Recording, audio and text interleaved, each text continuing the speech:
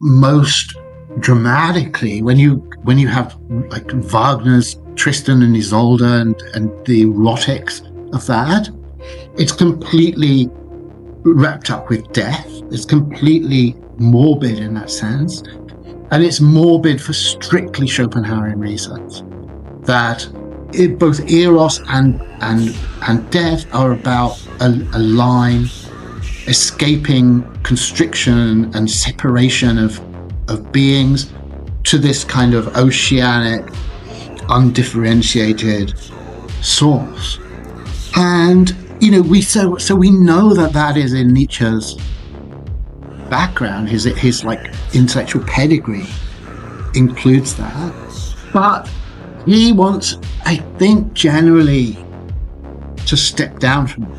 He's predominantly trying to capture a sense of will that is sort of intermediate between this idol of ego on the one hand and this mystic Schopenhauerian Vedantic oceanic undifferentiation on the other, which he often openly derides, even though at other times he gets close to embracing it.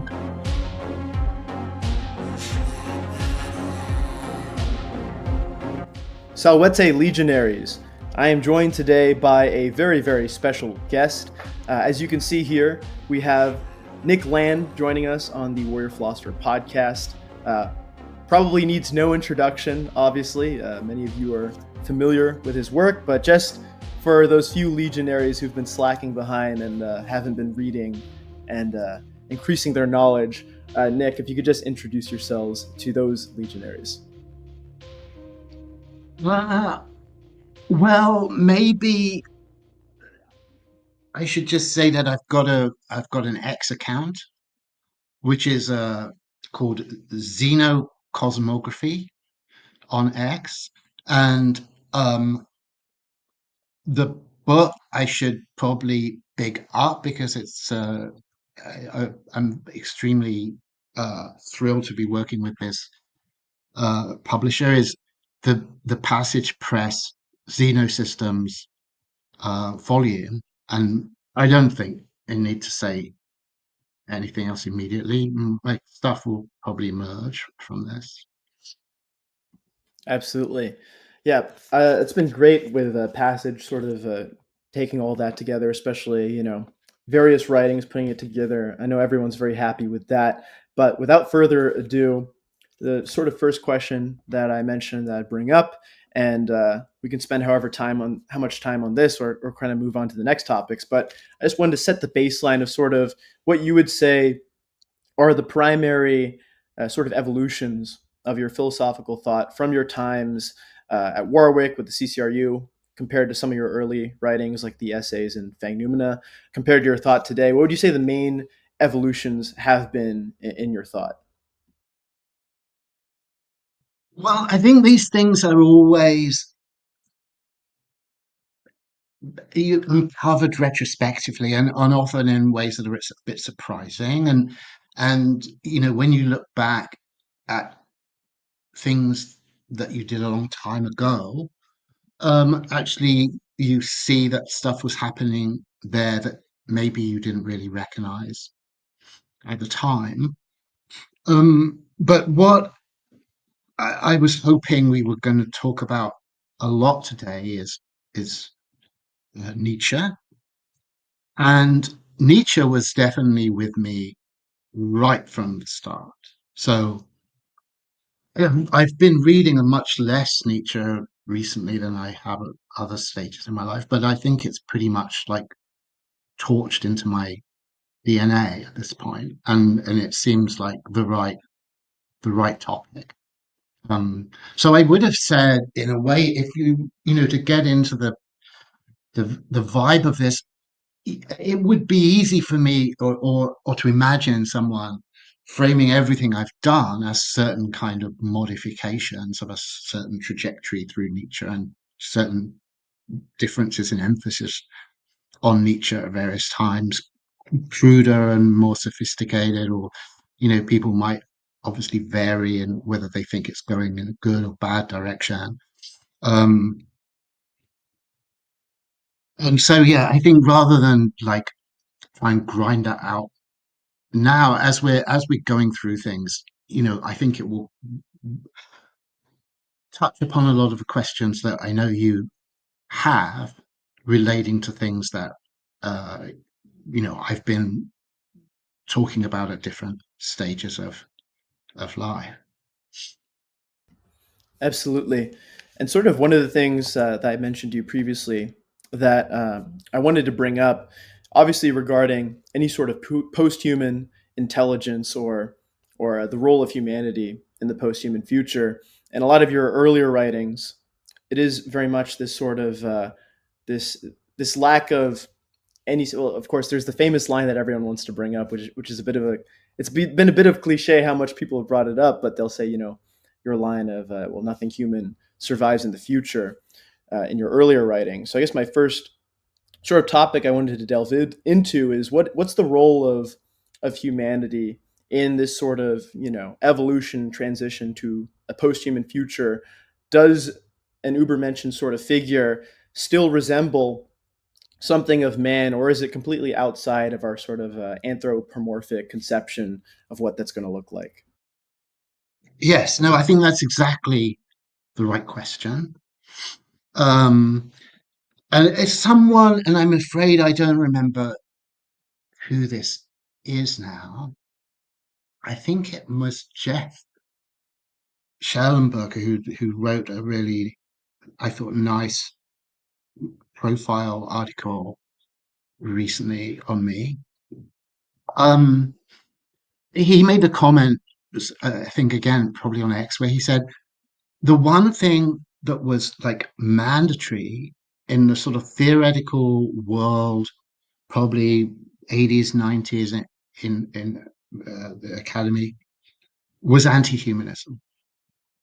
And it was associated with a kind of basically left project. It was associated with, there was a term uh, that was used in like the humanities, and it was kind of like a leftist cudgel actually in its effect, which was theory. So like people who were doing theory were basically just in this kind of harsh Darwinistic fashion, just pushing out all the soft, squidgy traditional humanists.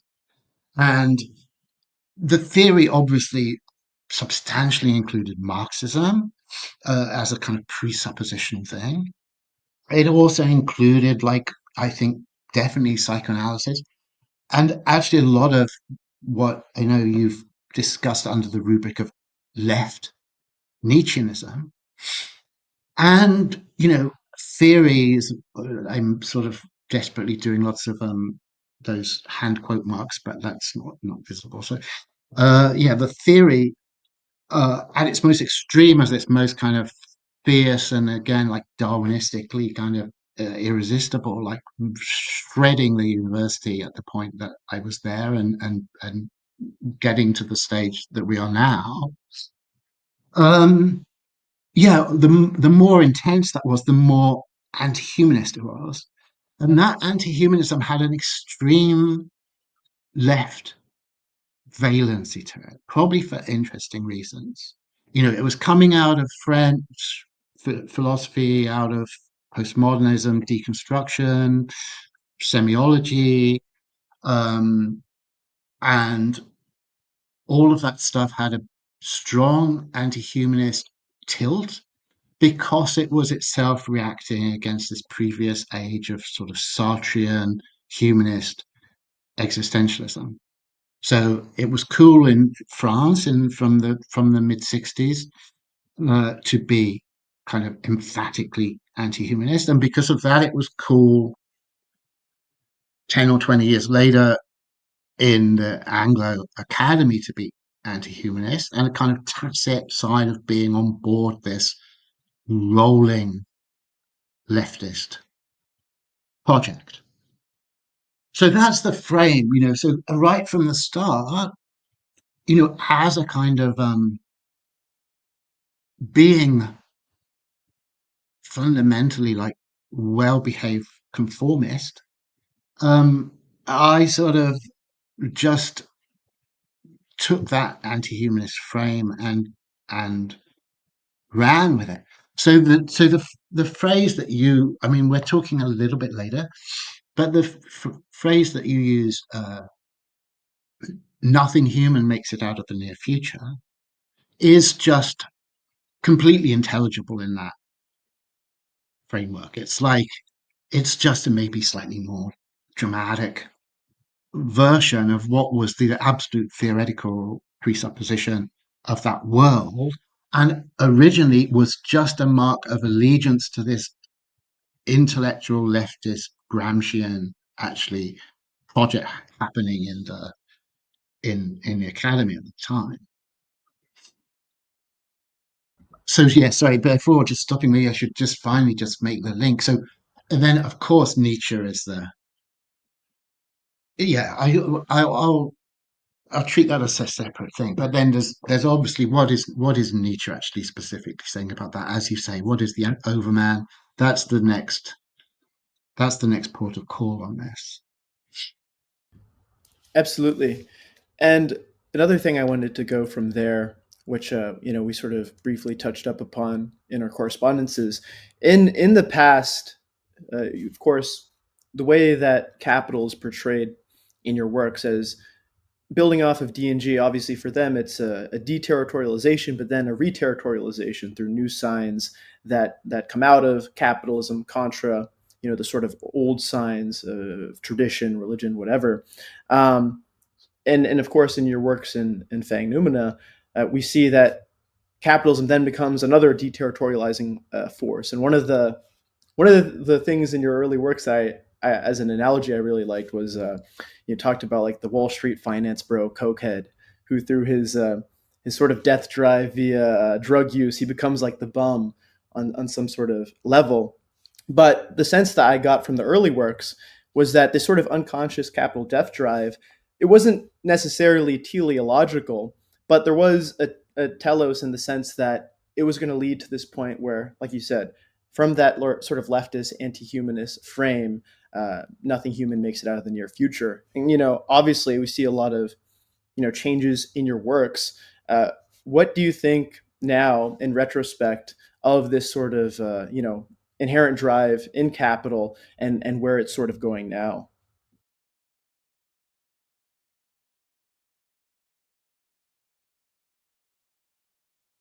Okay, sorry, I'm hesitating to think because it's obviously this is a big question.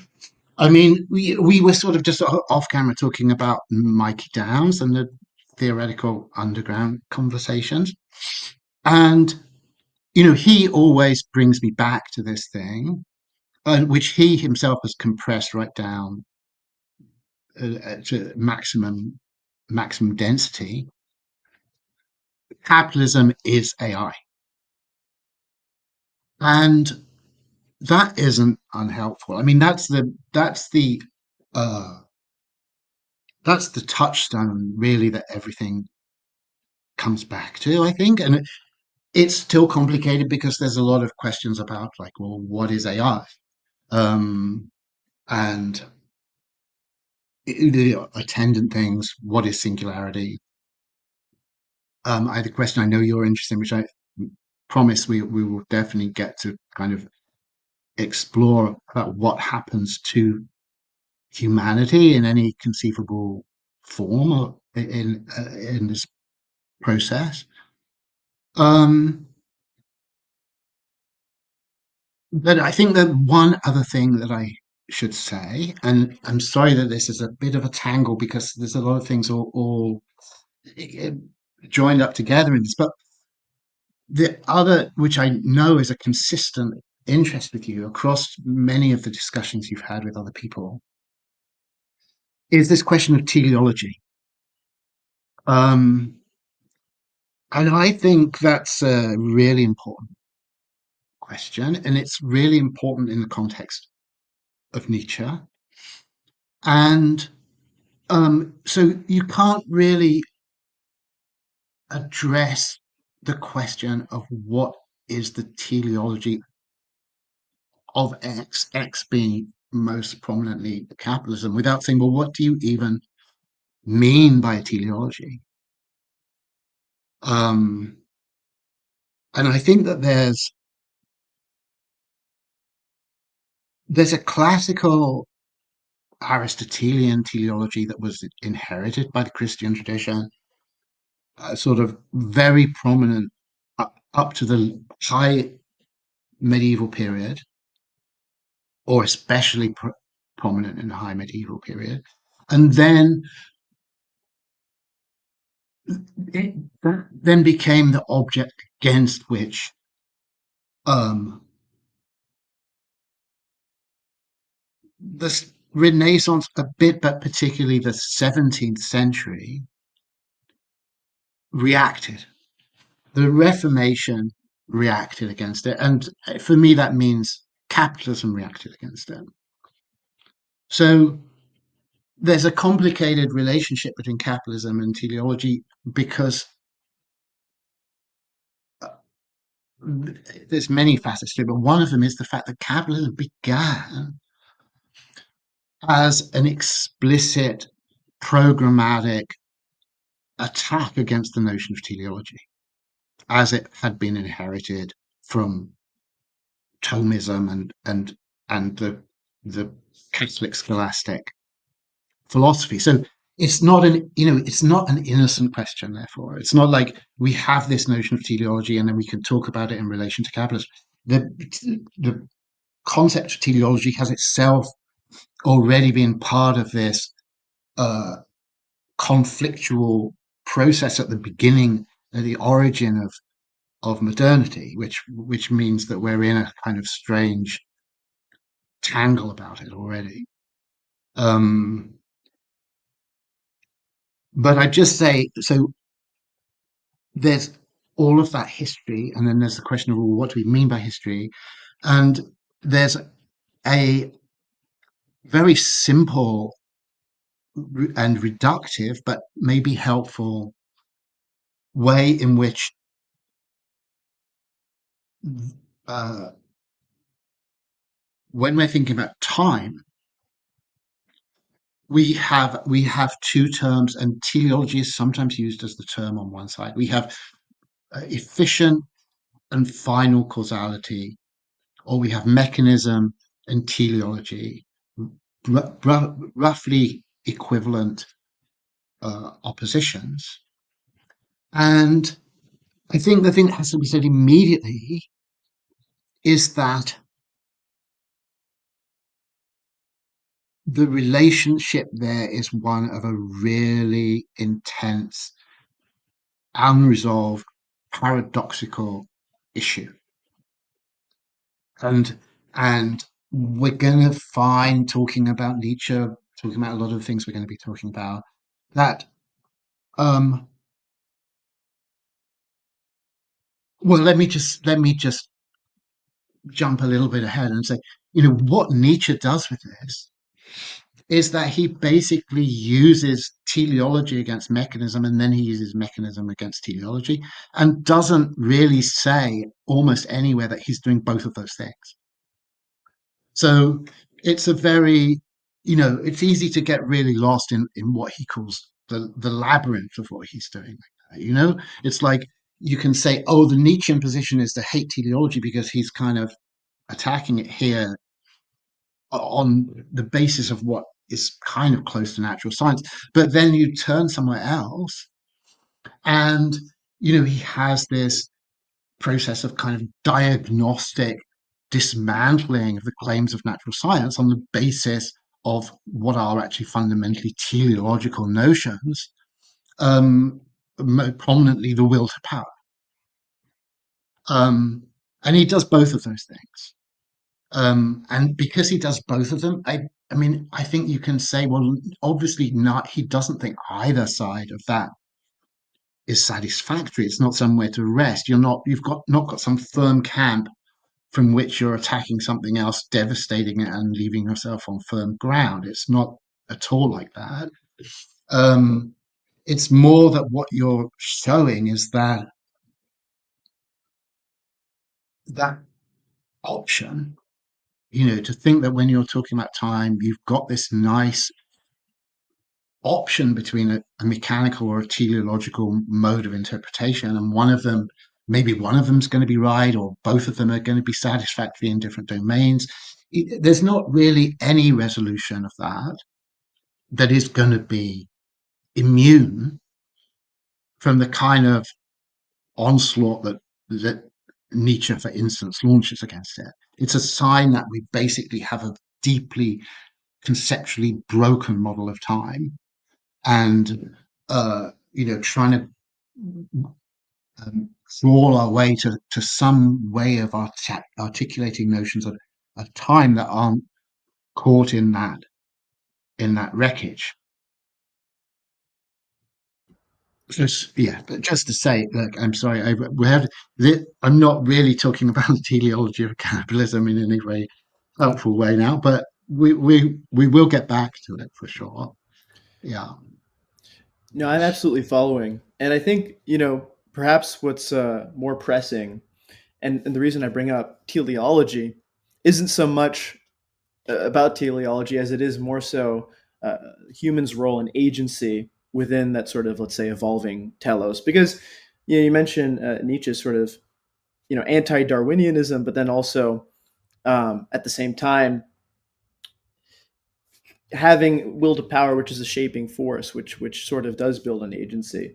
And I think that eternal recurrence a lot of times is sort of misread by a lot of people as to say we don't have agency. Where I've sort of written before, eternal recurrence is more of a frame of negating, like let's say some sort of Hegelian absolute ideal or progressive history. History is moving, but with a sense and falls and so on and so forth. And one of the things I kind of wanted to bring up in this conversation is of course human agency, so not necessarily whether there is a telos to these things, but in a sense without human agency, and without being able to shape the telos, it's almost like it is teleological in the sense that human agency is negated over time so as not to be able to shape history in any sort of meaningful way. And this is another thing I'll probably bring up later is of course the Heideggerian sort of question on technology. I think has a lot of similarities to a lot of your early works regarding this sort of drive of capital. And one of the things I wanted to start framing, especially anti-Darwinian evolution, is this idea of sort of reframing will to power as erotic impulse in the sense of beings over time and how they evolve. I'll bring that up later. I guess first of all, what I would sort of say is on the question of human agency.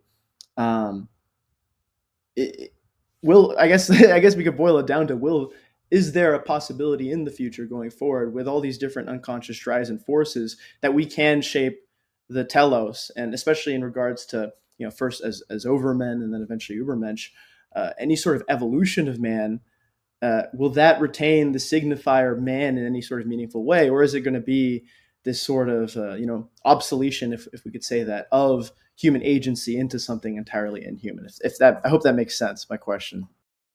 Yeah, no, it does. And if it's a confusing question, it's because it's a confusing topic. Um, and yes, I mean, I know this is something that you're very interested in. And again, I mean, I know I'm stacking up a lot of promissory notes already for this discussion, but this seems something that's going to take some back and forth on. I think it's huge, and I mean, obviously, the end of it, where we get to, is going to be an improved question rather than some sort of definitive solution to this, because it's kind of massive unresolved world historic problem that is at the root of this. Um, and I thought that it might be useful to actually just very quickly rehearse a kind of history of philosophy story up to Nietzsche, insofar specifically as it impacts on this question. Because I think, to simplify it as much as possible, there is a kind of three-step path that I think is not very problematic. From Immanuel Kant through Arthur Schopenhauer to Friedrich Nietzsche. And it's a very intense little tradition with a lot of kind of momentum and a lot of direction to it. And if you say, well, to what extent is Nietzsche still a Kantian? It's a complicated question, and most of what Nietzsche says about Kant is very kind of aggressive, even abusive. Um, but Nietzsche is definitely a Schopenhauerian, and Schopenhauer was definitely a Kantian to a massive extent, and actually wrote, I think, the best by far commentary on Kant that is a fairly short, compact discussion at the end of the world as will and representation that is just so clear and uh, in every way impressive. So I think it's kind of legitimate to see the problems as they're set up by Kant still being in some kind of guiding role, even by the time we get to Nietzsche.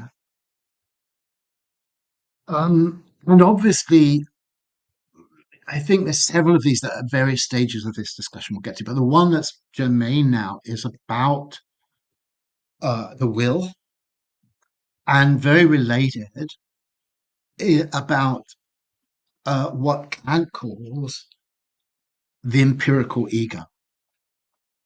And this notion of the empirical ego, I'm not going to go out on a limb to how much of an innovation it is with Kant. I mean, I'm not really aware of anything previously having the same extreme conceptual precision as it has when Kant discusses it. But it's then it has this massive, massive effect on all subsequent philosophy, certainly sort of in the what's called the continental tradition. Um, and various reformulations of Kant's discussion of the empirical ego are seen as being dramatically radical, even when they come up in later things. Like, I'm not going to talk about these because they're not relevant. Or well, maybe we'll talk about Heidegger because he's a very interesting case. But an example that's interesting, just as a throwaway comment, is Jacques Lacan. Like when he has a notion of the ego that supposedly is a response to Freud, but Freud is also like a post Nietzschean Schopenhauerian in that transcendental philosophical tradition. And really, Lacan is plugging straight into Kant, and it comes across as an extremely radical. The Lacanians are all like so hard for this notion.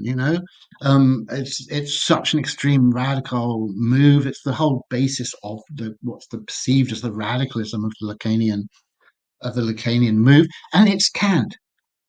It's Kant, and it's Kant because what Kant says is that when we think of who we are, like when we have some sense of ourselves as an object, that's to say, and as an object just means it's something that we're thinking about. It's able to, however abstract, it's something that we're able to talk about and name and conceive as an object. When we're doing that, that is just an appearance. It's like that isn't actually truly what we are. That's just the image that we have of ourselves. It's like if we're in the sort of biblical tradition, it's an idol. It's our idol of identity. And because of the things that Kant wants to do in his moral philosophy, which is where he uses the word will. So we have a whole tradition of will from, again, Kant through Schopenhauer and Nietzsche, very radical things happening to it at each stage. The will, the true will, is not the ego. It cannot be the ego. The will, the will belongs in a sphere beyond appearance. And Schopenhauer will later go on to say, well, the world of appearances is produced by the will. Um, and in that world of appearances, the will itself cannot figure, and it cannot be an object. He totally takes Kant's basic point and maybe you could say radicalizes it.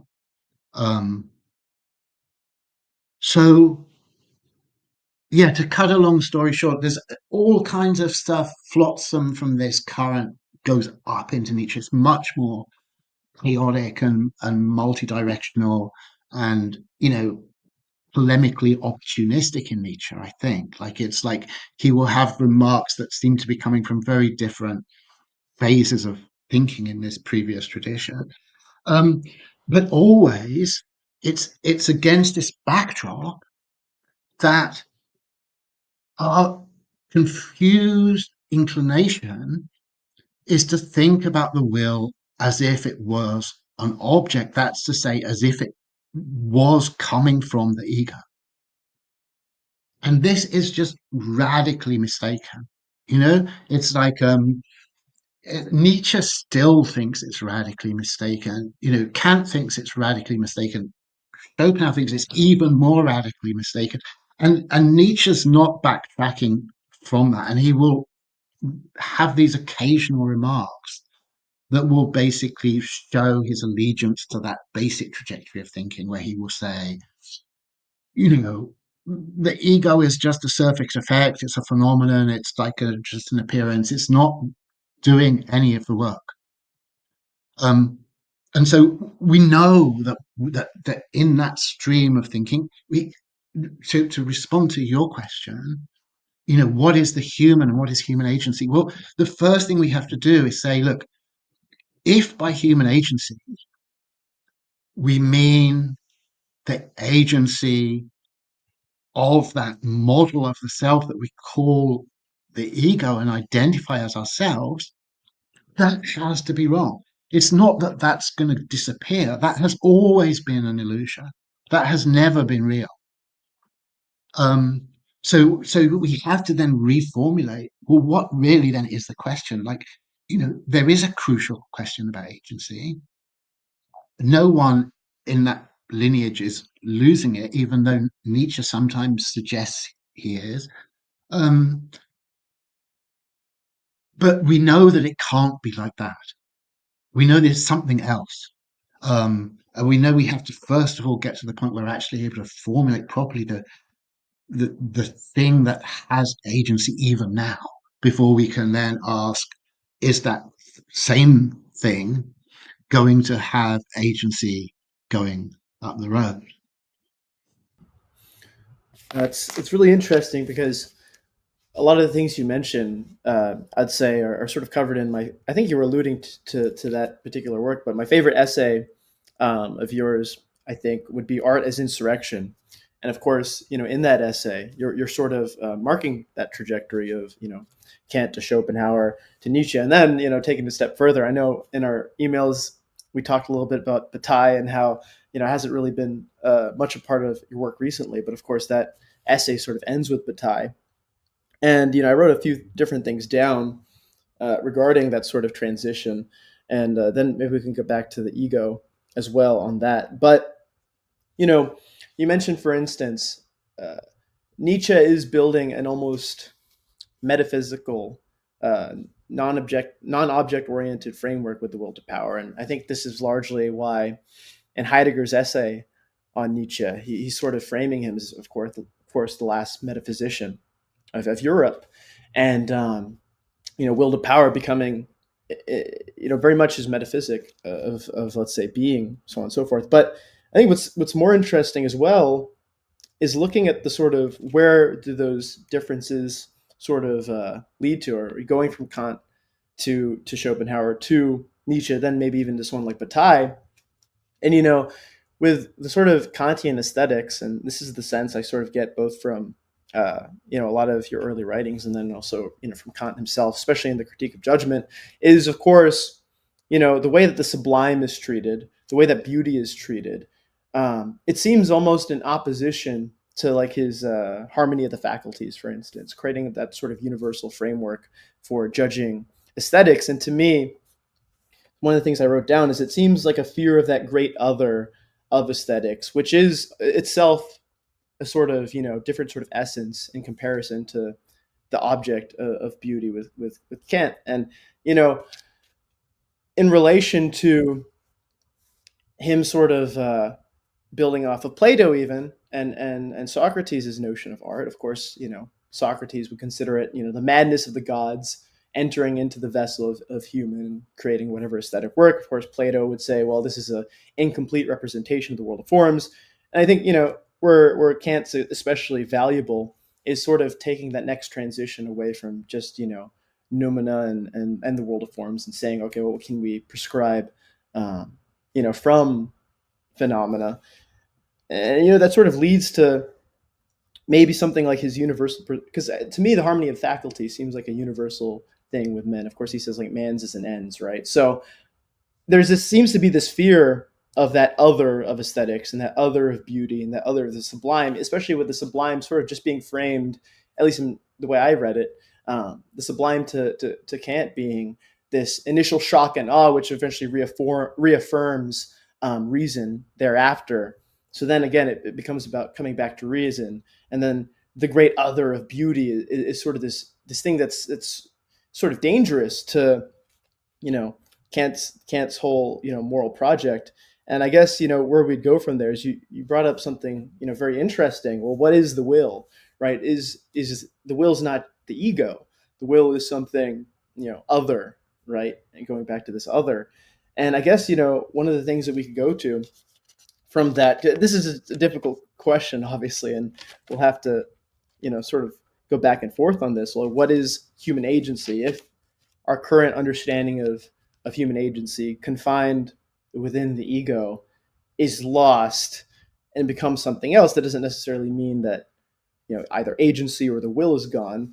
And one of the things I've been sort of working on recently in my writing, and obviously I'm only 24, so I'm still a lot to learn. But I was sort of trying to reframe will to power in relation to the erotic, especially being influenced by Bataille, and this idea that a lot of these forms that we see seem to be trying to fulfill some sort of irrational erotic impulse. And I use for the old story of the Judgment of Paris, where he picks Aphrodite over Hera, over Athena, who, from a perspective of power, would grant him a lot more will to power from that choice. But he chooses Aphrodite and sets this chain of events which leads to the ruin of Troy, the birth of Rome, all these different things. But it seems like there's this deeper impulse shaping the will, which is not necessarily just power. Maybe power and the erotic sort of go hand in hand, but even something like death or the death drive, to me, they all seem to be serving this sort of erotic purpose of creating not necessarily a nominalized, but an emergent irrational sort of dialogue with reality that's driven by this impulse to going back to Bataille, the sort of non-productive dispensation, glorious operation.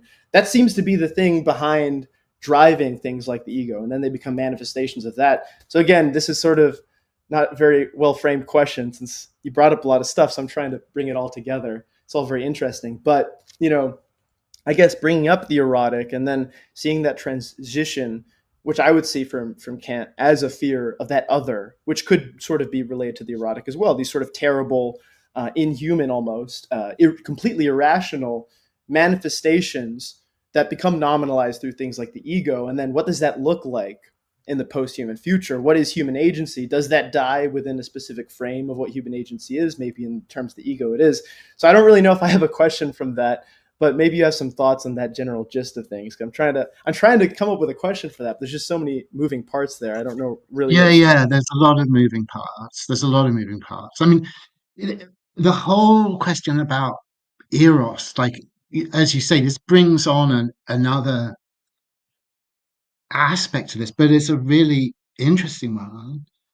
because obviously, if your starting point for this is, well, okay, the ego is not the subject of the will.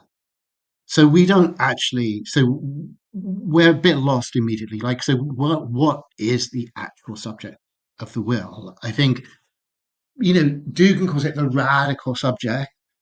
Um, that's obviously still a kind of placeholder, and maybe any term is going to be a placeholder for it. And different, you know, Nietzsche at certain stages in his life is using an appeal to pagan deities, so it's Dionysus or Apollo, a different sort of modulations of will passing through us, and Eros is like that in the sense that certainly in the kind of classical sort of pagan frame, it's the way the gods are actually able to, you know, uh, the will of the gods is able to flow through us and flow through whatever level of will, maybe at a closer level to our understanding of ourselves and our sort of our affinity. It's from sort of further back, and so it can seem very misaligned with a notion of like human self interest. So with a character like Bataille, or you probably it's a bit wrong to say that there's such a thing as a character like Bataille, but where he obviously ties Eros very much to these forces of kind of self loss and self dispossession, precisely because of the fact that the source of the impetus of will that is being manifested seems to just be so much beyond any graspable horizon of us, and what therefore would count as um, our self-interest. Um, and this is something I think that you're staged back into the sort of, if we keep sort of returning, zigzagging back to this for reference, this kind of tri stage evolution. It's Schopenhauer really who I think characterizes this most strongly, or you know, because the notion is that the will at its kind of ultimate level is a cosmic, oceanic, undifferentiated uh, reservoir of like non-identity.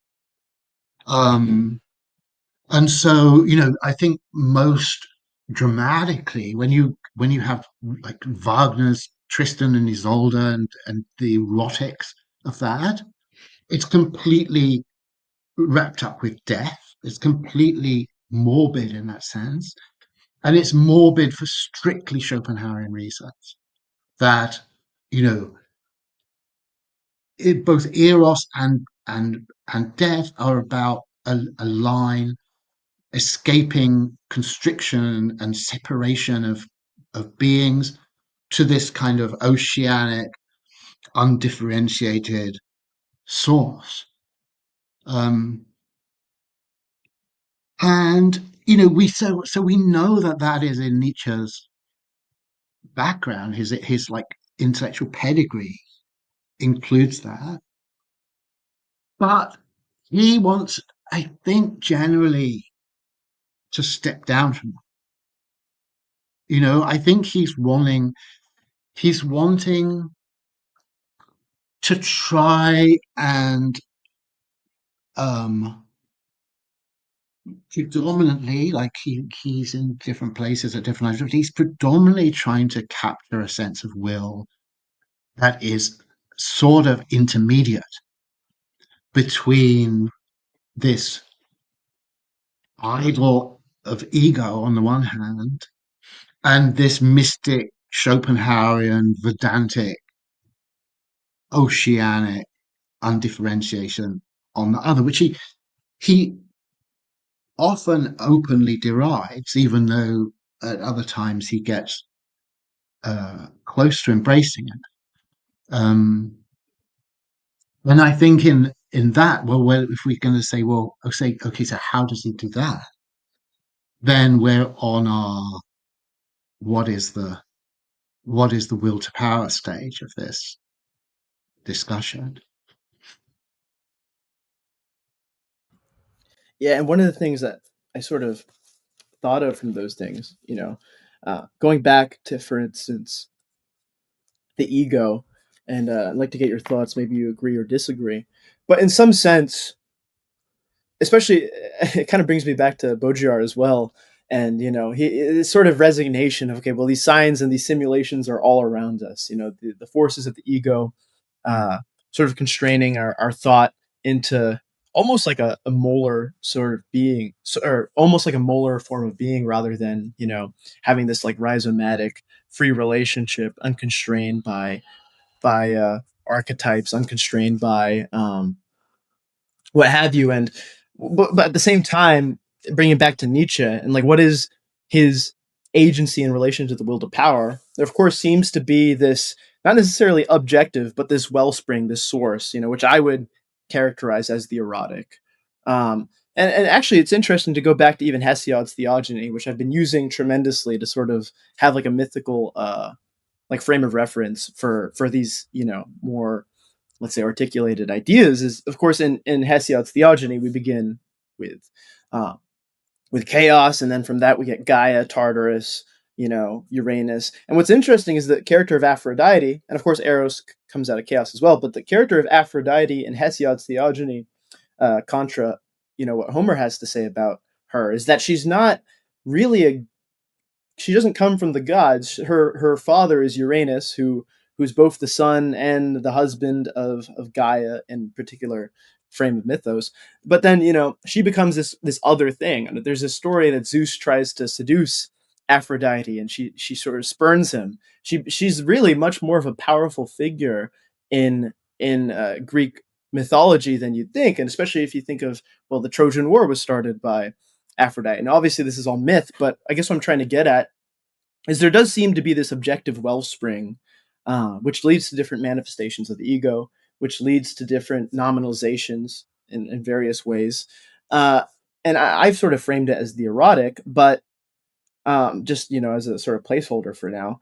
And but it seems like all these different things you said, you're talking about death and eros, sort of contra the universal. It's like bringing us out of, I think you used the term oceanic, and to me, this goes back to even Nietzsche's pathos of distance. Well, what differentiates, what sort of breaks that universalism? And there does seem to be a wellspring which animates the ego, which animates these desires to nominalize in various ways. But then out of that, there is this very much a subjective frame of how those things are nominalized, how the ego it comes into being. So I wonder, and again, you might disagree with this, but the ego is being sort of a potentially more authentic or less authentic manifestation of eros and the erotic, and then from that, going even to like with Baudrillard's simulation, one of the things I've sort of framed is that you kind of have to nominalize a greater hyper reality. Anyway, again, this is going to a lot of different places, and eventually, I definitely want to take the conversation a little bit to back to this idea of machinic process contra what I would sort of counter with as this erotic amplification and intensification of the irrational. But I just want to place that seed now for later. But I guess going back to it, do you see, things like the ego, or even like embracing or asserting some sort of hyper reality or nominalization, can they be judged on a sort of spectrum of more authentic to more inauthentic manifestations of this wellspring that we're kind of discussing right now, which the ego isn't the wellspring, it's a manifestation of that. But then of course you could have positive and negative sort of manifestations of that wellspring, which I think is where Nietzsche's descriptive and diagnostic becomes incredibly important, if that makes sense.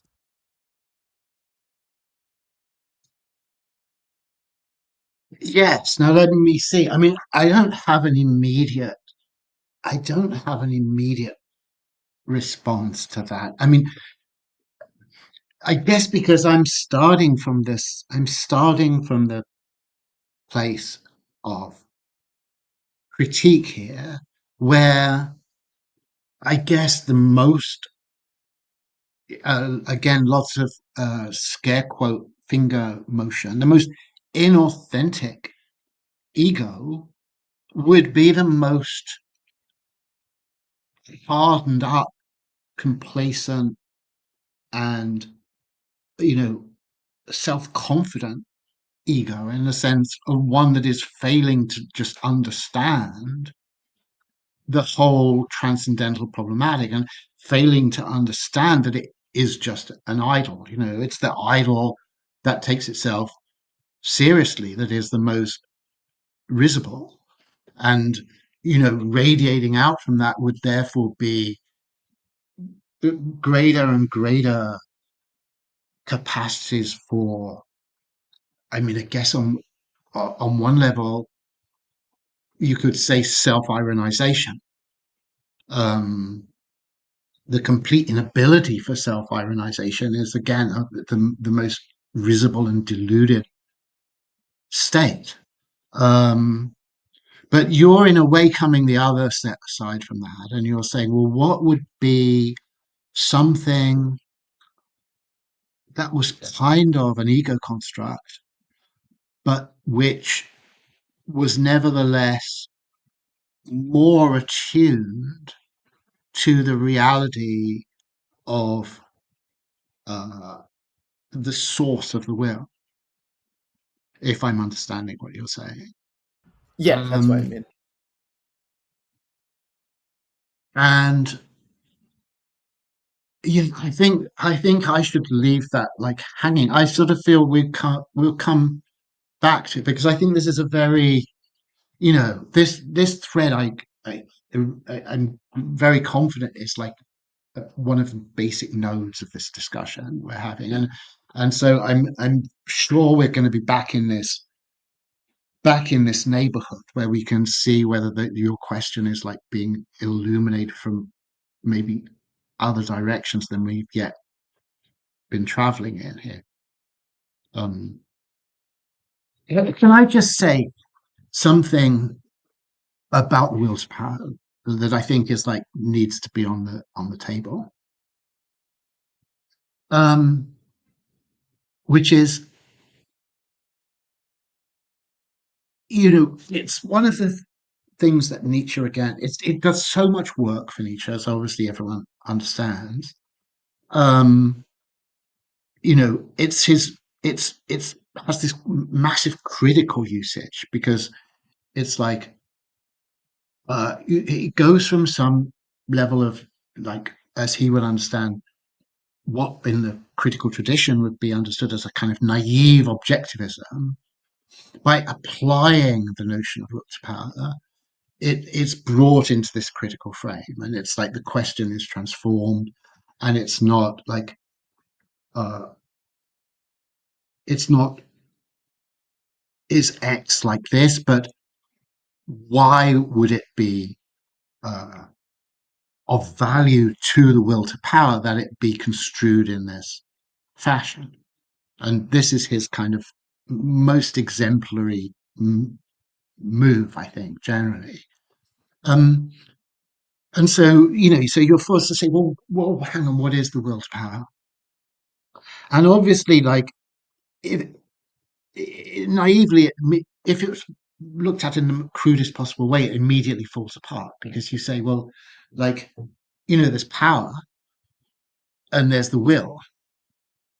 And if the will wants power, that's two things, not one thing, And it's like that's not what Nietzsche's saying. He's very explicit that this is supposed to be kind of integrating notion. He's not trying to produce a bipartite cosmology that has these two fundamental elements to it. Bipartite ontology, probably I should say. Um, and that is that would be a relapse back into Kant, which we know he can't be making.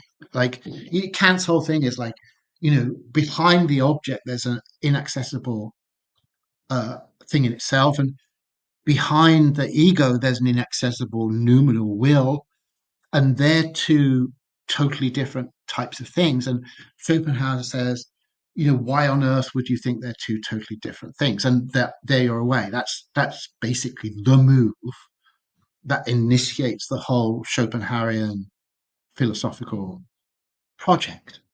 Is the fact that the thing in itself, both behind the ego and behind the object, is the same cosmic reality. And that's where Nietzsche's coming from. And of course, he doesn't want to kind of retreat from that into saying we've got a kind of subjective and objective entity and a fundamental division of those kinds in reality. So we know the will to power can't be just like a will that wants power. Um, and I think the real clue to it again comes from Kant in the Metaphysics of Morals, where he says um, it's impossible to will any outcome without willing the means to that outcome. So to will the end is already to will the means. And I think this is a hugely important uh, point to have reached for him. And I think it's already pointing us into what the will to power is, which is to say, Kant is already saying it's inherent actually in any coherent notion of the will that the capability to execute or bring about the goals of the will are already intrinsic to the will. And if you're saying, therefore, like that capacity, that ability to bring things about, that is power at its most basic. That's what is meant by power in this context. Then you've already kind of got the will to power in embryo in that Kantian thought.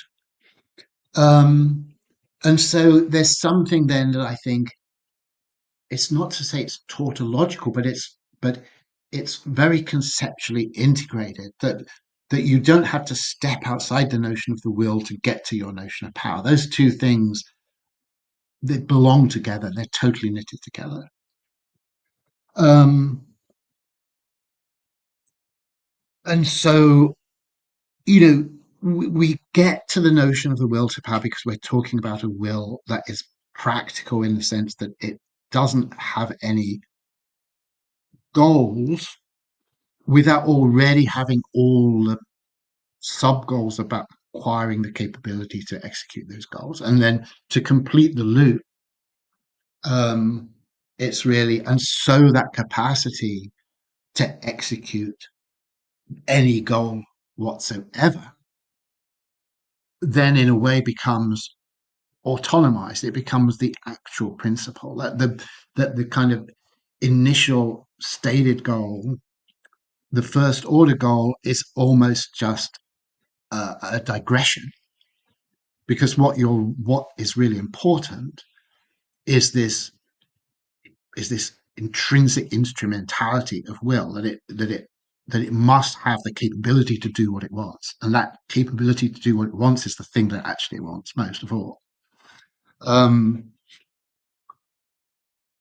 and yeah, just say one more thing about that at this stage, which is to say that actually plugs us, I think, really interestingly into this whole AI conversation, because this is also the thought of, I think, to me, maybe the most profound uh, concept that's come out of AI commentary, which is this notion from Steve Omohandra called basic drive, basic AI drives.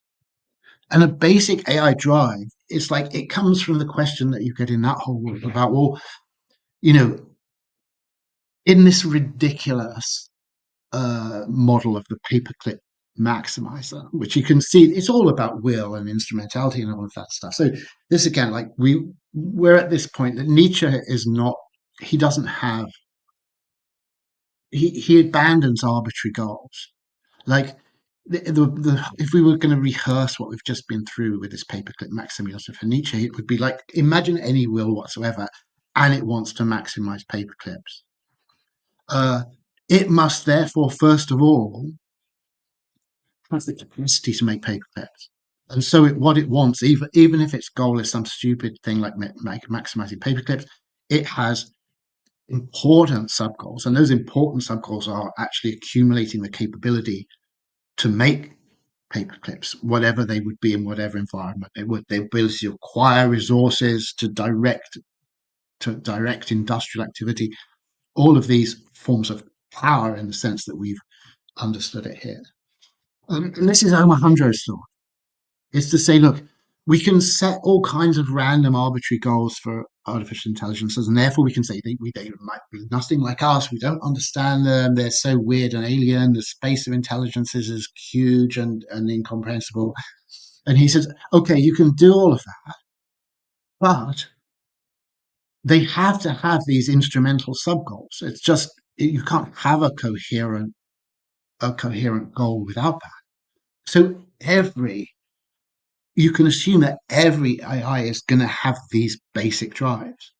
And these basic drives include things like self-preservation. You can't do anything unless you survive. You know, again, like acquisition of resources. Um, I think you very quickly move into these very interesting areas like uh, maximization of cognitive capability, which is just like, you know, if you want anything, you want the cognitive capability to be able to work out all the problems that you need to work out to do that thing, whatever it might be. And I think just like, I'm not sure Hunter himself exactly does this. I think he's a bit shy about being compressing things so much. But certainly, if you're approaching it in this kind of Nietzschean spirit, then Omohundro drives say, well, look, something very like the will to power. That's to say, a kind of recursive, self-enclosed loop of will gives you your model, your very secure predictive model about artificial intelligence. Like, because you know that whatever it's like and whatever it's trying to do, it's going to have to, if it's going to be functional, it's going to have to want certain things in order to do anything whatsoever. Um, so, yeah, that's just to say, because we're on the orbit of this kind of AI conversation, and I think that Nietzsche gets us right there with it. Totally. And I think nonetheless there is, again, I think this sort of maybe I'm bringing it up a lot, but I still feel as part of that, the next sort of frame to sort of discuss is then therefore not only how do they get to the point that they can develop these instrumental sub goals in regards to artificial intelligence, which I definitely want to touch up on, but just briefly, when you're talking about will to power, for instance, and for bring up Kant and this sort of inaccessibility of that behind the object, which is animating it, right? Inaccessible noumena. And with Schopenhauer, the way you were describing it, it also sort of brought up this transition from Kant to this more phenomenological approach with Hegel, of course, where it's an attempting a sort of synthesis of phenomena and noumena, especially in regards to Hegelian aesthetics, and his idea that aesthetics is bringing, or beauty, right, is the manifestation of the divine, which I don't agree with, but I think it's a helpful evolution of this idea. But going from there to will to power, I've always seen evolution contra Darwin, and I think this absolutely relates to AI, and then even relates probably to your early works on machinic processes and decentralization. But to me, evolution has always, in terms of the higher forms of evolution, they move towards being able to create more desires to achieve higher ecstasy. But of course, with those greater desires, there's also uh, greater complexities, which lead to greater disadvantages. Kind of similar in some ways, to things both Deleuze and yourself have discussed in regards to capitalism, you know, and expanding these new unnatural desires which need to be fulfilled, and then you need to create something else to fulfill those desires, but then that brings up another desire. That's a sort of death drive in its own right, I guess. But I see evolution moving towards some sort of higher ecstasy, so to speak. And you're talking about the capabilities to actualize the will, sort of being tied into power as well. Will to power not necessarily being towards an ends per se, but then the ends develops with the very intrinsic characteristics of the will, which is tied to power. But one thing I'd sort of add to that is, let's say, where is free will in regards to this? And I think, again, I'll frame it back to mythos, but the figure of Aphrodite has been very important, I guess, to my thoughts recently, because I've been thinking about it. And of course, in the Greek mythology, she has an affair with Ares. She has an affair with the brute who can sort of turns nature into something malleable, that sort of archetype. But to me, in regards to the erotic, it does seem to be this wellspring, but it seems to be a wellspring that has a direction or a concept of a plan, is the things people have been saying. There's a concept of a plan where to take it, but that unconscious drive or whatever, that unconscious wellspring of the erotic doesn't have a teleology. It wants these irrational and non-productive different manifestations of the erotic. I think that's where free will comes in. I think we are animated by the erotic, and I think that's tied to will to power. Well, where does will to power direct itself towards, right? Especially in, let's say, authentic modes of being. I think it is to create, like, for example, one of the crude sort of things I've been writing in my next essay. It's very crude, but I said, like, for example, if in lack of a phallus, we evolved to have a phallus so that we can penetrate, and it's sort of penetrating the erotic. It's going deeper into creating those new desires, which heighten our ecstasy, but of course heighten, sort of come down from that ecstasy.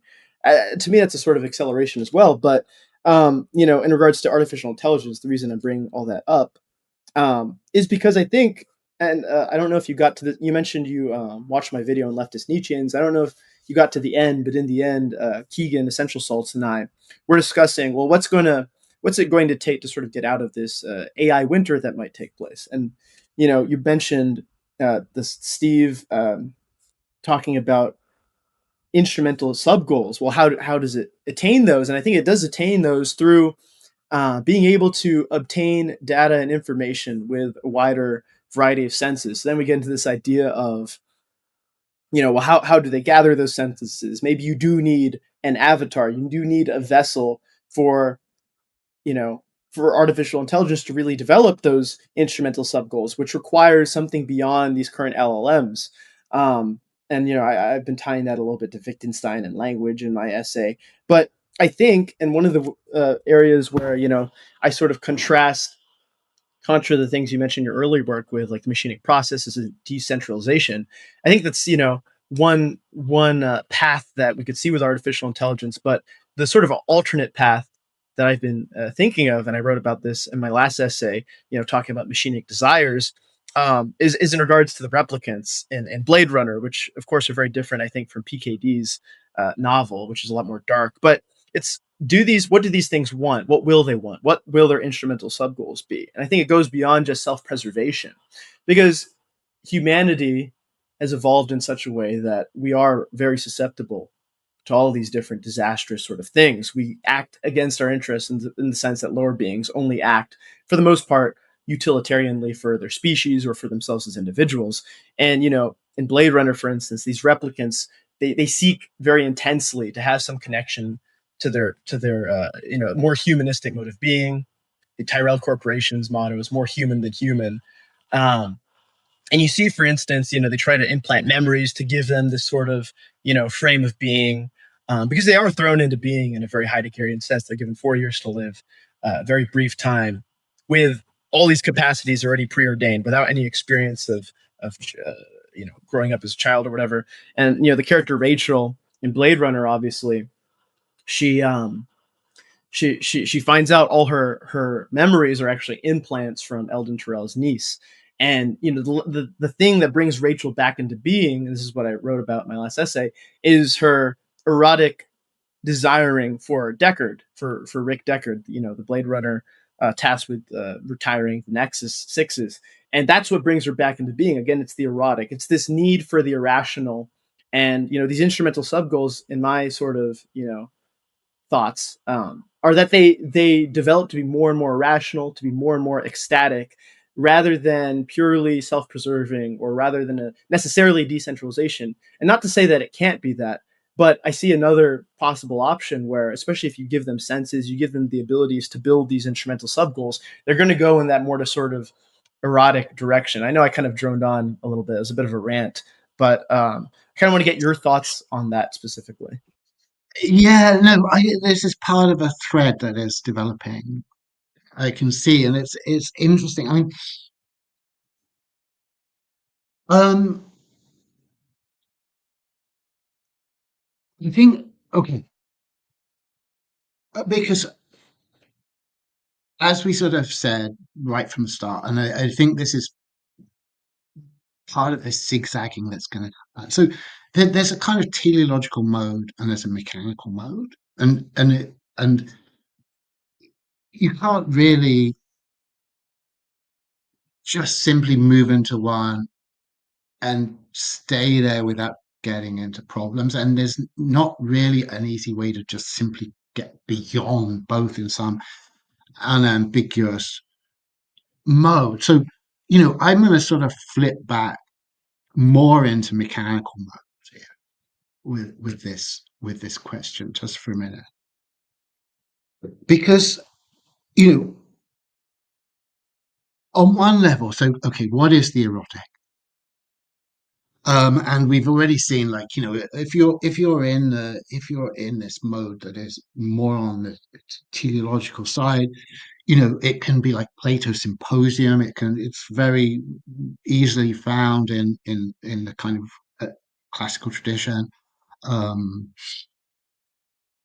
uh, what we were saying about Aphrodite is very close. It's very big in Homer as this kind of driver from the gods that is big enough to produce wars. It can you move. The face that moved 1,000 ships is basically saying, if the gods move history through this erotic force, and so it's not coming to humans really are the puppets of this thing in a way that is like actually ultimately tragic, um, in that frame. But if you're coming, flipping back onto the more kind of mechanistic side of things, which again is like very Nietzschean in one of his poles, which might even be the pole that he is on most common, is the pole of disenchantment. And on that pole, it would be, well, you know, the erotic is actually inextricable from sexuality. And sexuality is the kind of reproductive function of sexual organisms. So we can just naturalistically circumscribe it. Like, if it exceeds these boundaries, it's because of it's just a kind of overspill phenomenon. It's not that it originates beyond this sphere. It's that it can overflow these certain boundaries and creep into these other things. But essentially, naturally, it's the drive that secures the reproductive function of sexual beings. Um, so this is like deliberately reductive. It's like deliberately cold. It's deliberately putting the boundary around this thing. And from that point of view, the question would obviously arise, well, if that was if we were accepting that, then why would we think that any entity that did not reproduce sexually would have eroticism at all? unless it was something that was grafted into that being from outside. So, on when we're talking about the will to power and Omohundro drives, I think that, there's an almost bizarrely smooth continuum that you go from the kind of biological into the technological sphere with a smoothness that's just actually quite extraordinary. And, ultimately speaking, the same reason why humans would have will to power is exactly the same reasons, abstractly, why any kind of machine intelligence would have will to power. It's the fact that inherent in the desire to do anything, inherent in any goal oriented behavior, are these implicit sub goals required to actually actualize that goal seeking behavior. And you've got it. And you've got it whether you're an organism, biological organism, you've got it whether you're a sophisticated technological organism. And so the replicants for sure would have it. They're at a level of sophistication they could not have something that was recognizable. We can say as the will to power. We can use other, it's, as I say, I think it's basically the same as saying Omohundro, right? Um, but obviously, there's nothing like that in the case of the erotic. Um, the erotic is a much wilder bet. In sort of philosophical terms, it's a much wilder bet, um, because there's nothing that would lead us to assume that we're going to find it in anything outside the sphere of sexual organization.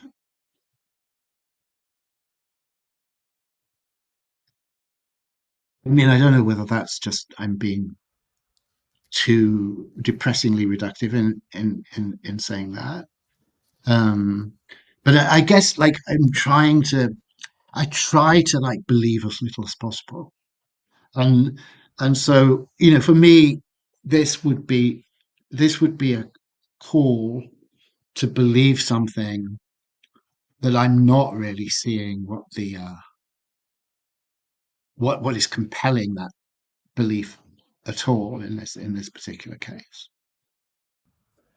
Yeah, I think it also goes back into the sort of emergent property, which is the erotic, which I would say, my sort of view regarding aesthetics, for instance, is that there's clearly objective or like instruments that are sort of determined objectively. I mean, going back to the will to power, right?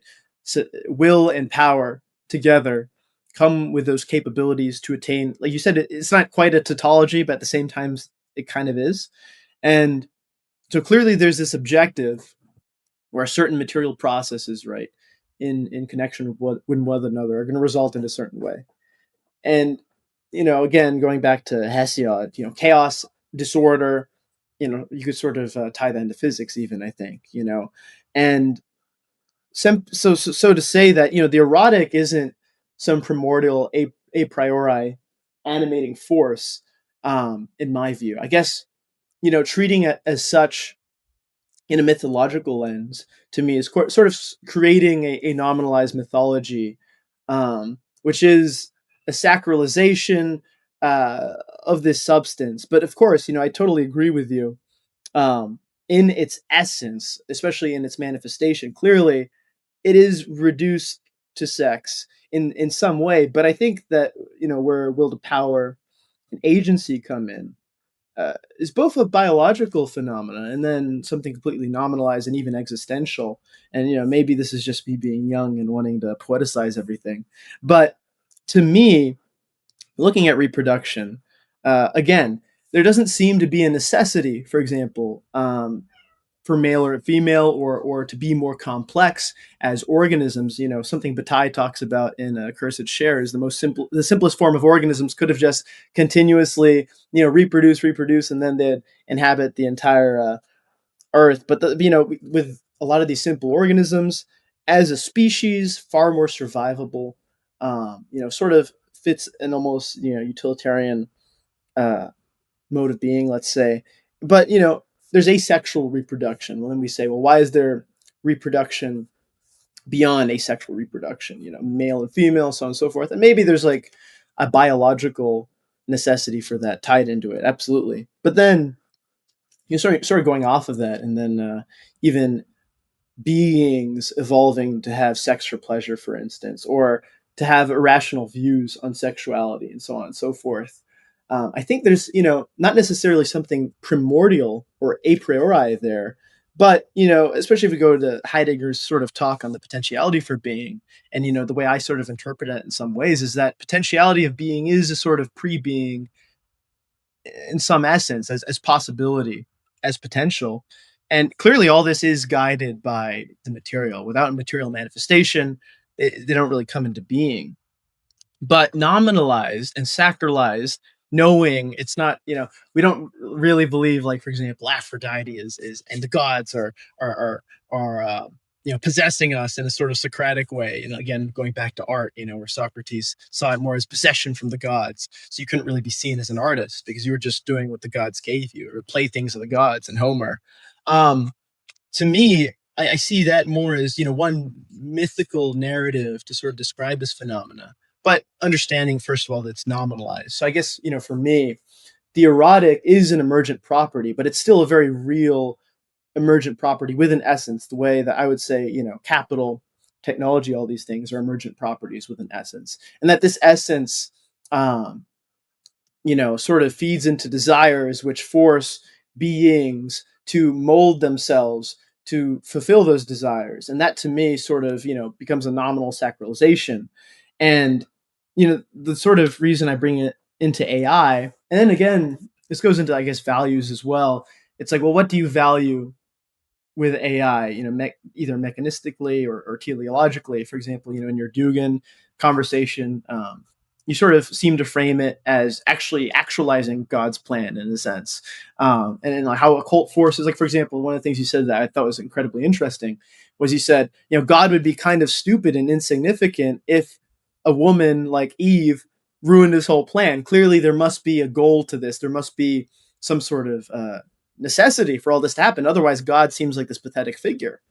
And I think it's interesting because in regards to then framing AI, well, then what sort of telos is AI going towards? Is acceleration almost like, let's say, bringing up just hypothetically, bear with me.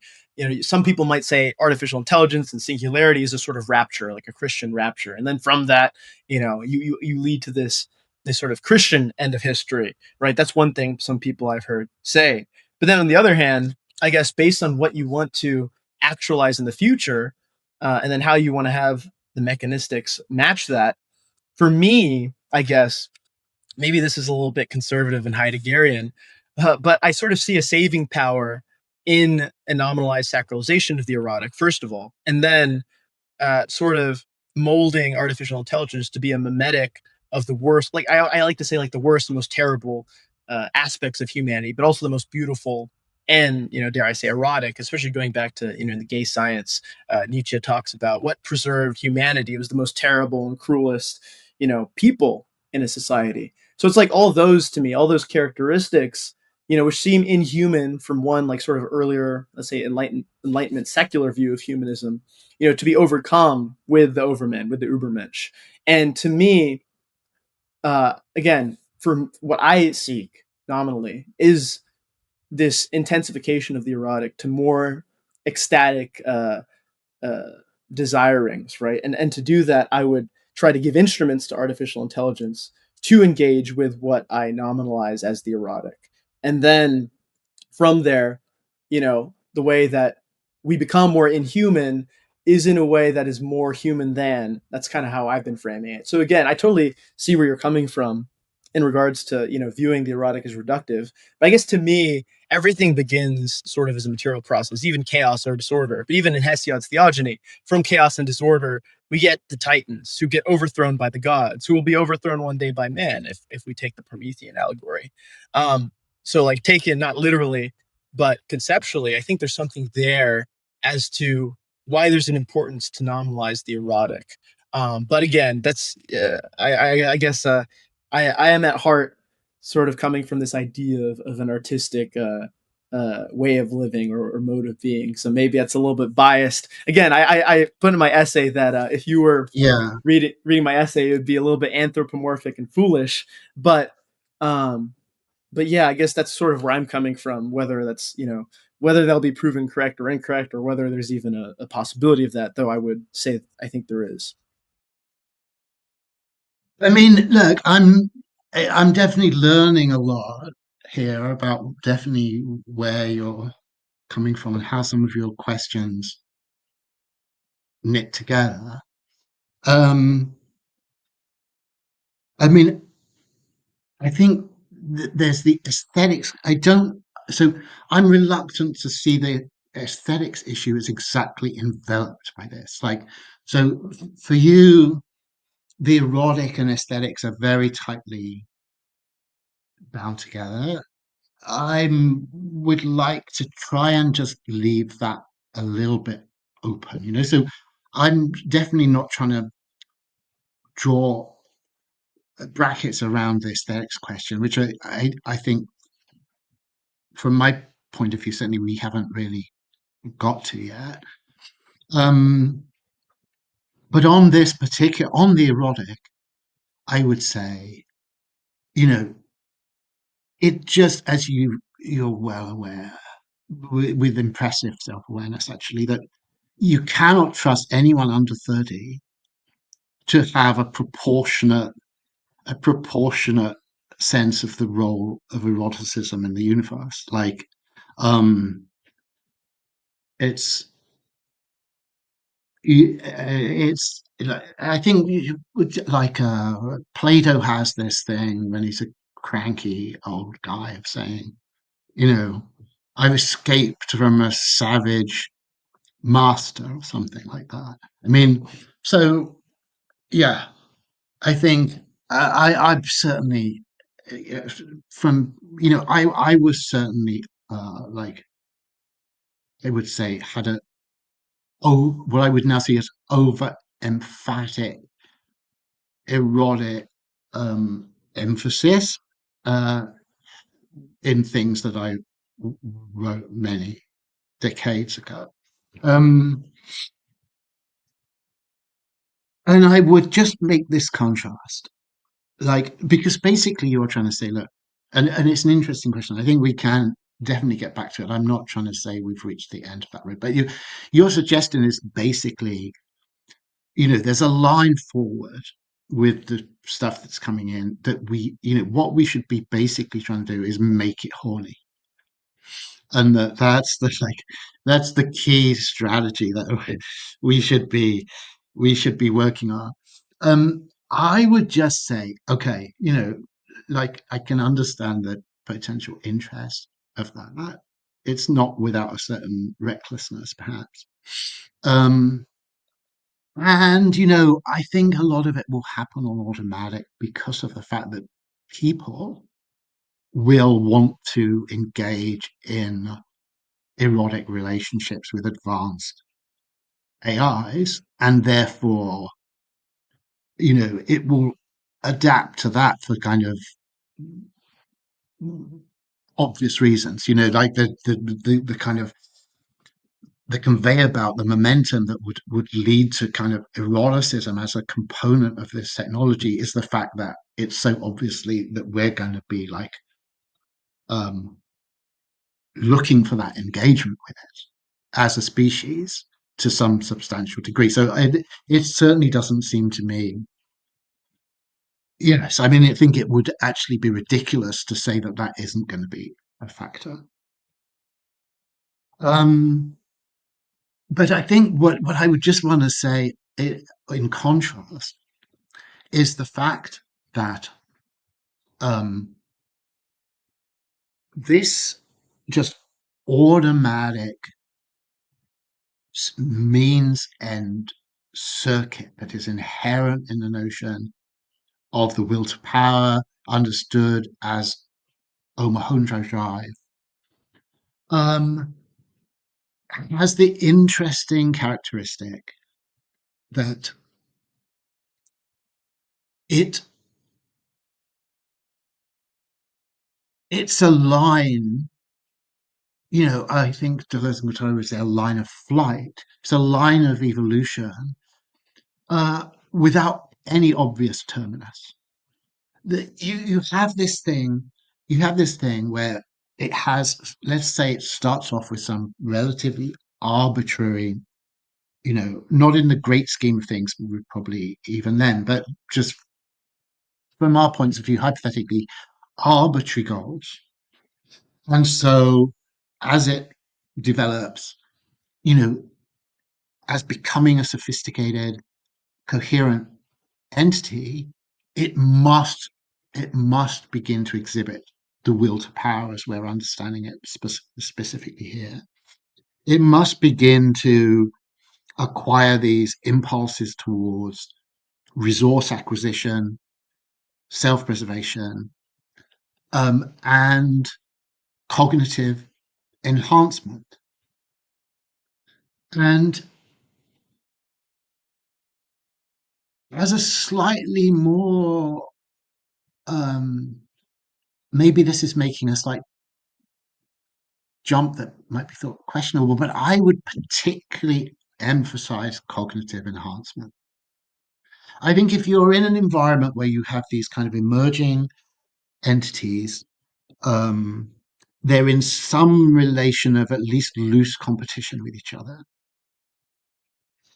And so the question is like, what kind of competencies are going to give us an advantage in this competitive environment? I think cognitive enhancement is going to trump even quite basic things like resource acquisition.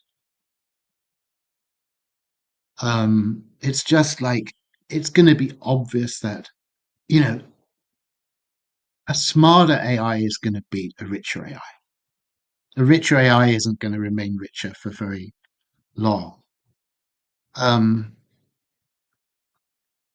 and so, you know, it's a very different thing from this kind of, from the erotic impulse, or at least it seems to be. There's this impulse towards, a maximally accelerated cognitive enhancement. But there's no obvious terminus for that. It's very hard to know what is it going to find on that line. Um, and you're sort of when you talk about like ecstasy, the thing in the sort of there is a whole interesting we could go down this rabbit hole about wireheading and all of this kind of stuff, but backing that off at least momentarily, um, the Nietzschean suspicious move, I think, at least in one of his dominant modes, probably there are others, but in one of his dominant modes, it's always to say, well, look, if you have something like ecstasy or just in a more inane level, just happiness, just positive affect, uh, and you're thinking that in terms of the will to power, it's only actually healthy, to use that medicalized Nietzschean language. It's only healthy if it actually is that, you know, happiness is instrumental towards the development of these sub goals to do with its actual increase in capacity. If something other than increasing capacity, increasing capability, produces happiness, that's actually that's actually morbid. It's actually dysfunctional, and it's actually a sign of something objectively in decline. Um, and I think that at least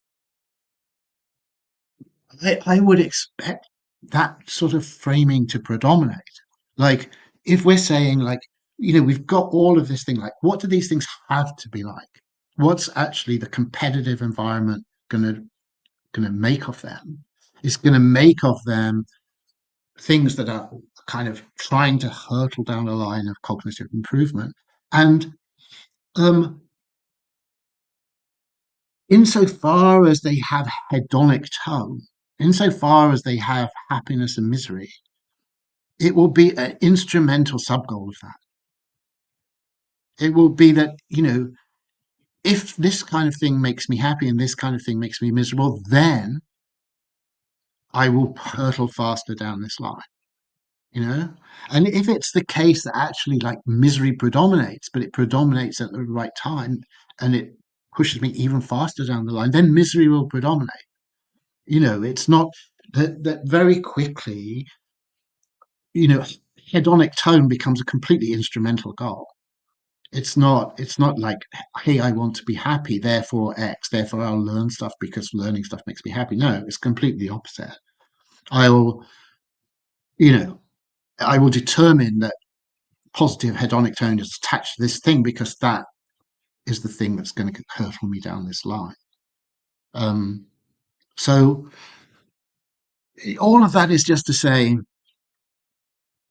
with very, very minimum presuppositions, as far as I can see, one already has this question about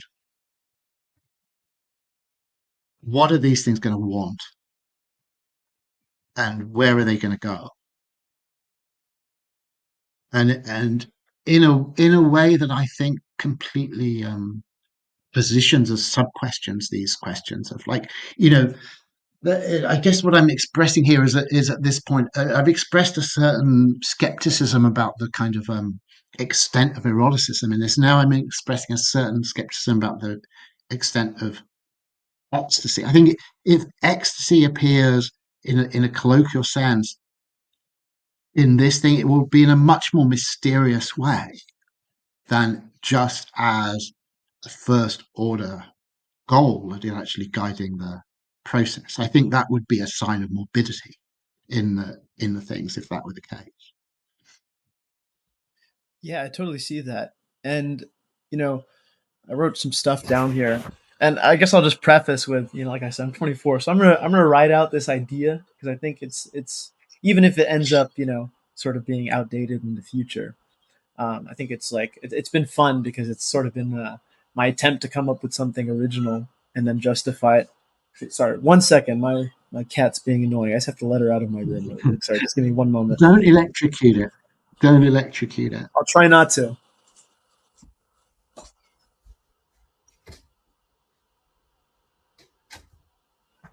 It's actually not a real cat for the audience. It's a.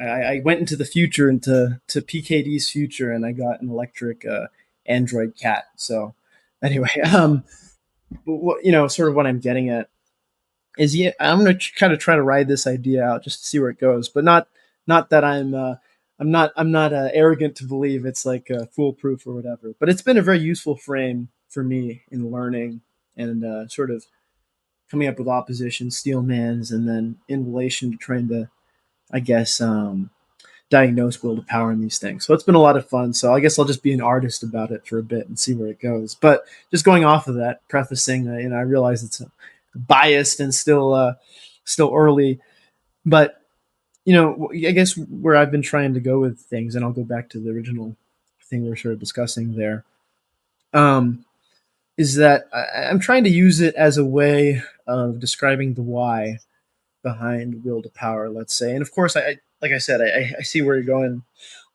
with the sort of morbidity of that, but I find it to be a useful frame, uh, especially in sort of coming to terms with. Let's see what I write down about that. You brought up, for example, happiness and misery, and there's a great quote in Will to Power, and I'm paraphrasing here because I don't have it pulled up right now, but Nietzsche says something along the lines of, pleasure and pain in themselves. I forget the exact line, but he calls them epiphenomena, essentially. Like, the higher man pursues neither pleasure nor pain independently for its own sake, essentially. And it's kind of like, sort of reminding me what you're talking about, happiness and misery. These sort of things both have their, and I say utility, not in the utilitarian lens, but they have a purpose, let's say, in being a part of those instrumental sub goals in will to power. And I guess to me, the erotic just feels to be what's prior to those things. It seems like those things are, and again, this is reductive in its own way. reducing it to the erotic. But I guess just to sort of explain where I'm coming from, is I've been trying to use it to frame, well, happiness, misery, all these sort of things. Well, what are they necessary conditions of? What is will to power? What's the necessary condition for will to power? And again, like going into evolution and all these things. I don't necessarily see, you mentioned, like, for example, cognitive enhancement. And then, the question becomes, well, why? Right. And like I said, it could be very reductive in its own way. But to me, what I've been trying to sort of use as a descriptor of that why is that, well, first of all, the erotic becomes this, let's say, expansion of brackets, so to speak, expansion of limitations. Obviously, as Bataille sort of points out, I discovered Bataille at length this year, so maybe my thoughts a little bit dominated by him at the moment. But it seems to me, in regards to the general economy and to making sciences out of things, we need those non-productive elements, those irrational elements, which to me are the erotic, to raise the limitations of where do we go, because there is no telos of where we ought to go. Even with will to power, I feel like this is what precedes, or not precedes it, because I don't think it precedes it. But what I mean is, like, it's the priority of why that is there and why that acts in a certain way. Like I said, maybe perhaps reductively, but I'm trying to frame it as okay, well, especially with artificial intelligence, what's the reason to be cognitively superior, to other artificial intelligences? You mentioned, like, the rich versus the more intelligent one, and it seems to me there has to be a driving force for a being to want to be in a certain way. There has to be a driving force for some sort of stimuli, which animates a movement into a specific direction. And again, like you brought up a great point with you know how can we really prescribe what ecstasy might look like in a totally non-anthropomorphic, otherworldly sort of thing? Maybe I'm being the Kant of my generation by sort of constraining it to the erotic the way that he constrained you know beauty and the sublime in relation to the harmony of faculties and all these things. But I guess I'm working on that as a frame at the moment to see where it goes. But I totally see where you're coming from. um, not to say that I completely concede on the erotic, but yeah, I can see how it could be too anthropomorphic, too reductive towards what ecstasy might be in the future. But again, it's like, if we are in flux, right? If there's not some sort of teleological point to these things, it does seem, maybe the erotic as we conceive of it now evolves into something completely different, but then still sort of having like so to speak, a genealogy of this to that, and so on and so forth. And I think one of the fears I have, and maybe this this animates why I lead in this direction, is I always like this idea of um, some sort of continuity, like the bridge and the rope between man and the overman and the Ubermensch. There's still a rope, there's still a bridge, there's some sort of continuity. Whereas, I guess in some prescriptions of I have of, like, an inhuman intelligence, especially more similar to, like, the early things you described in your earlier works, is this thing where there is no continuity. We're not even a footnote. We're just completely obsolete and erased. I guess that could be my bias with that. But then, if there is a fluxed future, which is not necessarily teleological, then of course something like the erotic as a frame of reference to build, of course, into something more in the future, not going to last forever. The same way I'd say, Heidegger sort of talks about, again, with will to power being this, like, last metaphysic. Maybe that's something to be overcome, not like ignored, but then built upon. The same way, of course, with physics, Newtonian physics, and then going to Einstein, so on and so forth, right? That constant revealing, could be something else.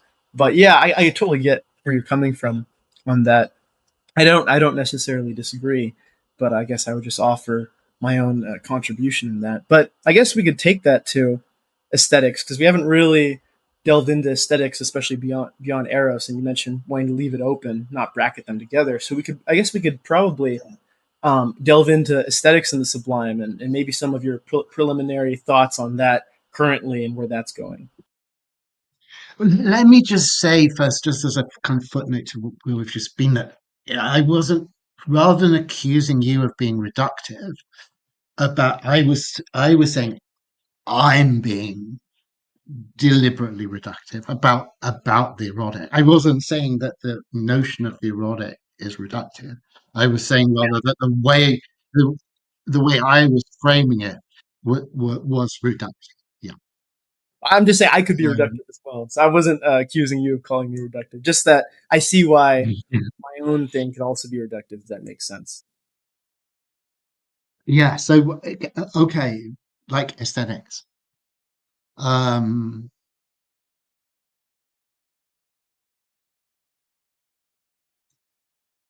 yes, it's like it's extremely interesting.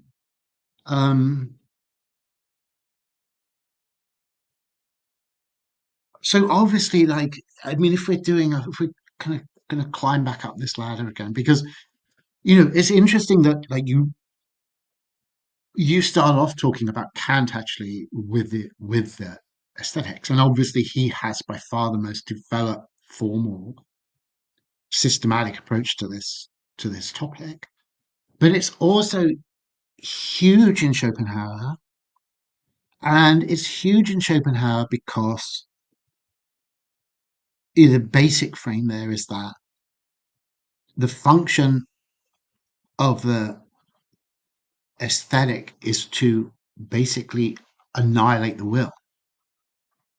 And, as we've seen that actually, again,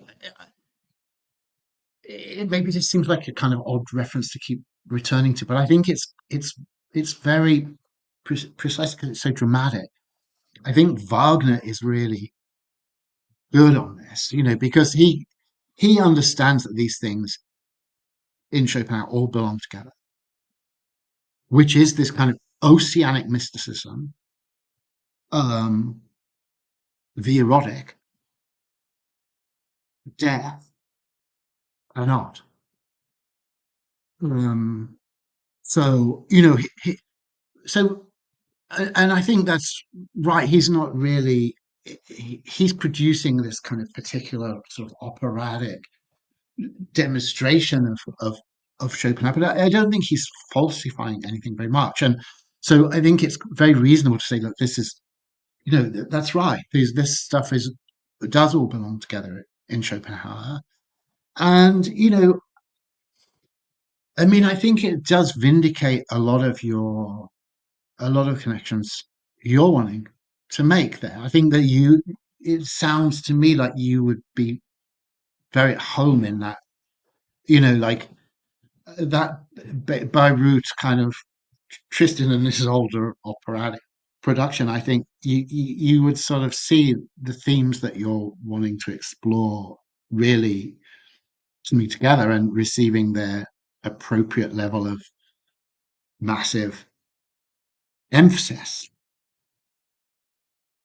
But then I think in Nietzsche it all becomes much more complicated. Like, is there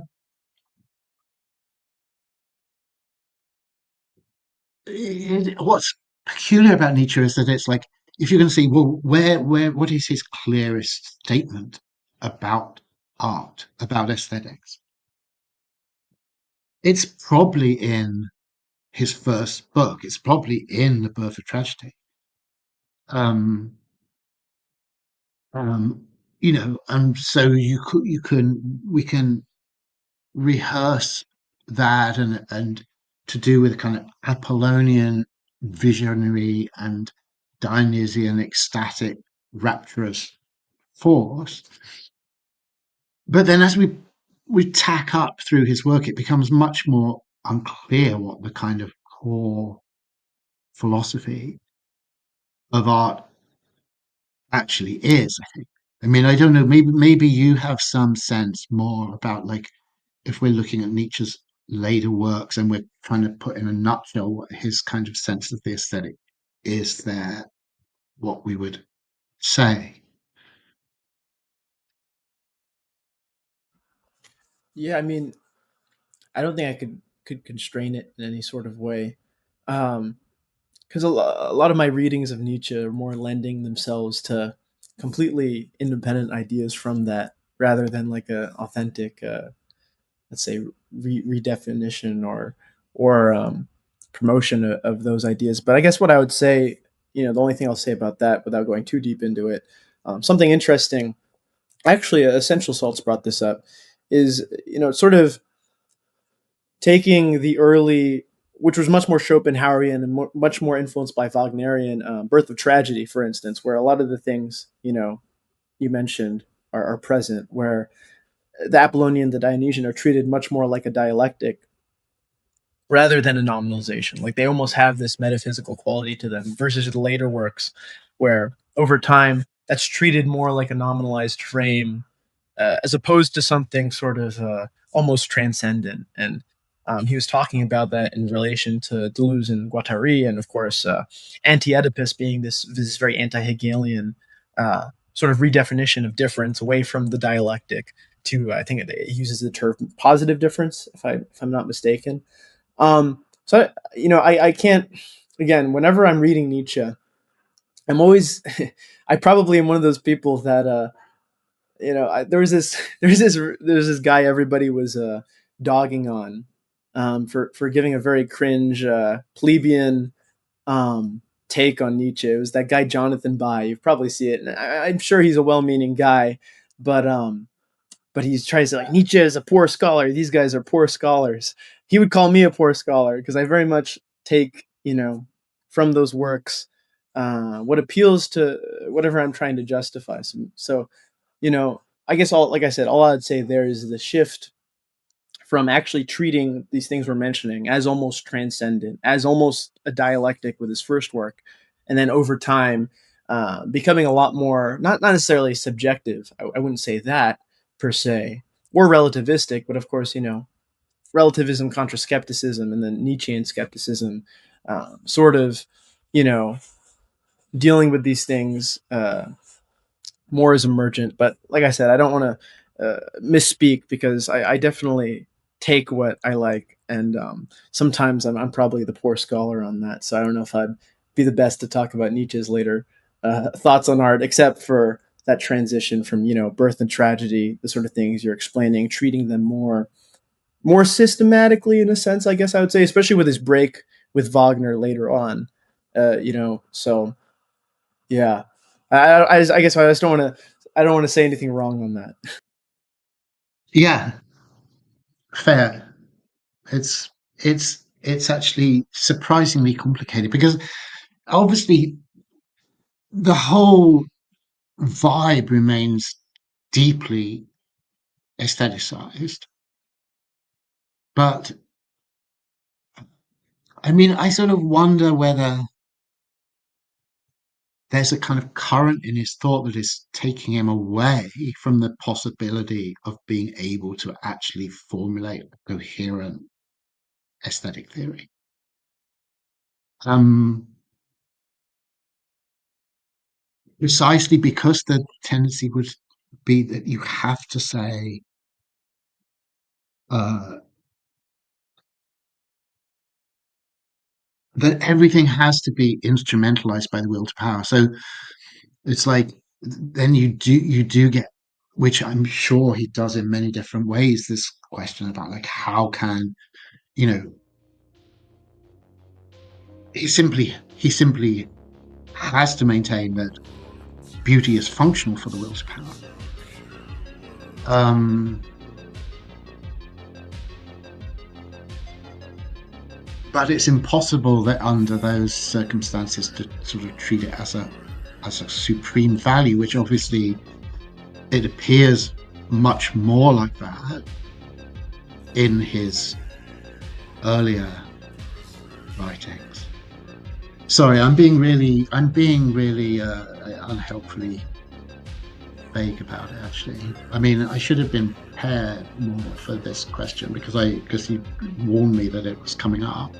Um, so yeah, I sort of feel like do that thing. What was that annoying White House spokesman who says, "Let's," what was the word? Wheel around back to that or something. What? I don't know. It I was don't like she remember. said it all the time. Was it the Biden Maybe. one or the Yeah. Trump? What? No, I think it was Biden's press It was secretary. black, right? Let's circle back. Let's Yeah. circle back. Let's circle back to that question. I think it meant humorously that there was no chance that it was going to come up again, which I'm not necessarily meaning it like that. But let's. I think what we maybe should like because I had a whole list of like the Nietzsche stuff,